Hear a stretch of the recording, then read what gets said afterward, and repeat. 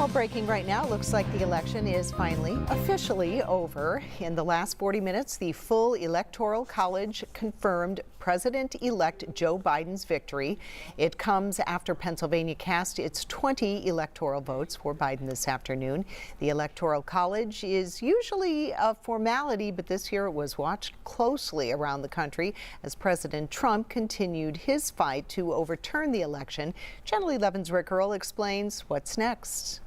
The members of the College of Electors of the Commonwealth of Pennsylvania will come to order. And with that, the 20 members of the Pennsylvania Electoral College gathered in the Forum Auditorium at the State Capitol Complex in Harrisburg Monday afternoon to cast their ballots for President and Vice President of the United States. After writing their selections on paper, they put them in a wooden box rich with tradition.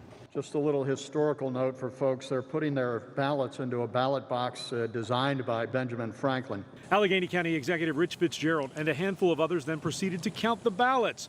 Fitzgerald had the honor of reading the final results. The electors of the Commonwealth of Pennsylvania have cast 20 votes for the Honorable Joseph R. Biden for President of the United States and 20 votes for the Honorable Kamala D. Harris for Vice President of the United States.